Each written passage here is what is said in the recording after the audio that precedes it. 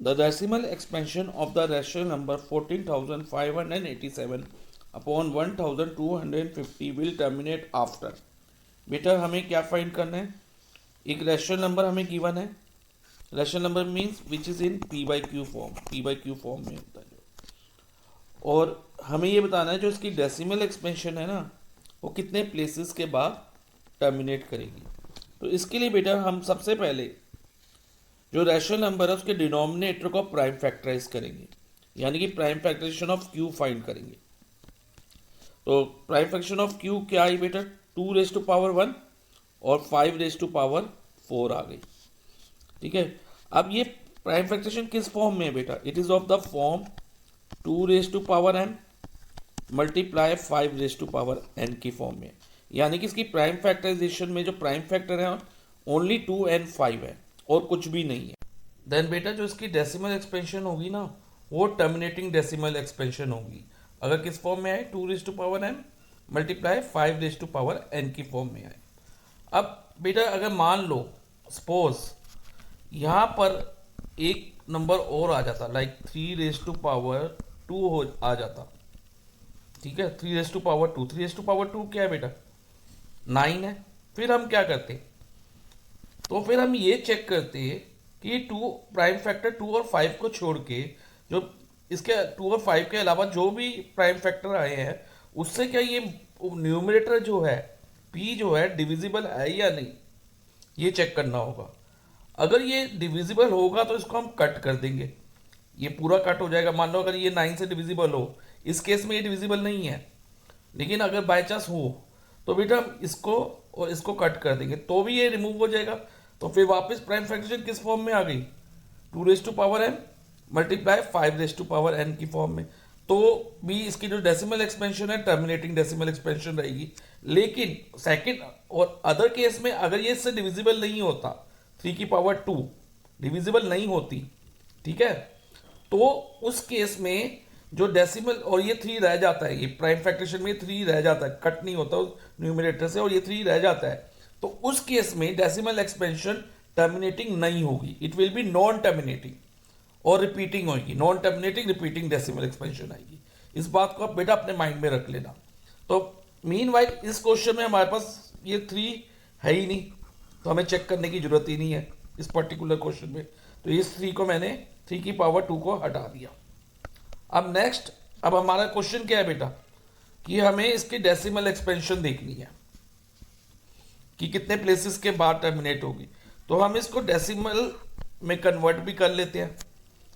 और अब बेटा आपके माइंड में आ रहा होगा डेसिमल में कन्वर्ट करने के लिए तो हमें डिवाइड करना पड़ेगा, लेकिन ऐसा नहीं है बेटा. तो इसको हम एक शॉर्ट वे में भी कर सकते हैं.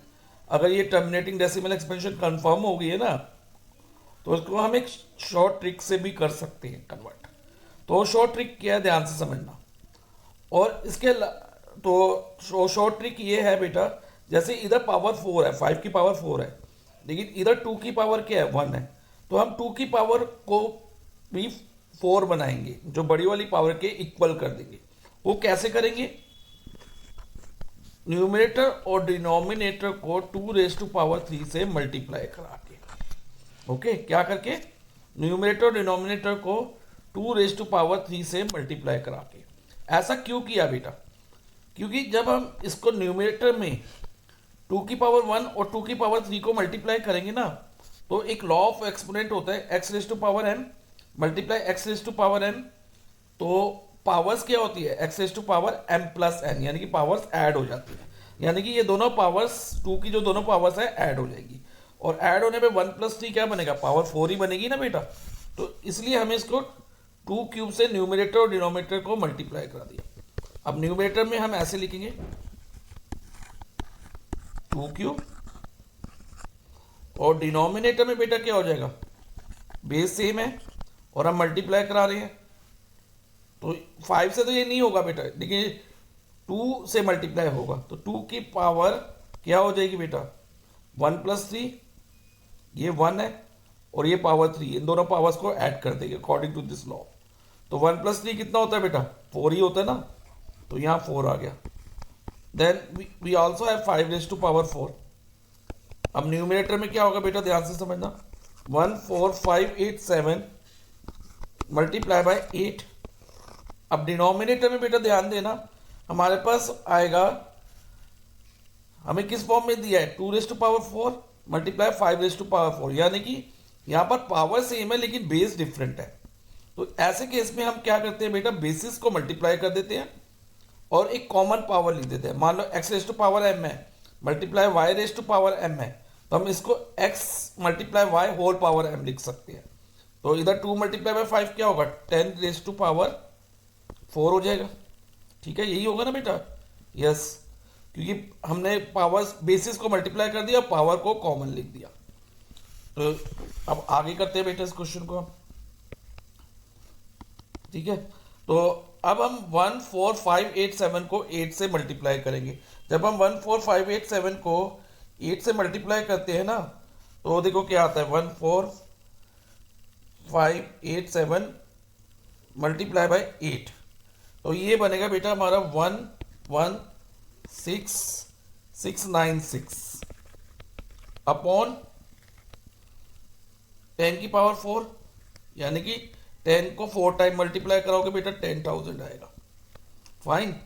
अब नेक्स्ट क्या करना है आपने, डेसिमल डालने हैं। अब नीचे कितने प्लेसेस है, कितने जीरोज हैं, सॉरी, 1 के आगे 10,000 में 4 जीरोज हैं, तो हम राइट से 4 प्लेसेस काउंट करेंगे, 1 2 3 4।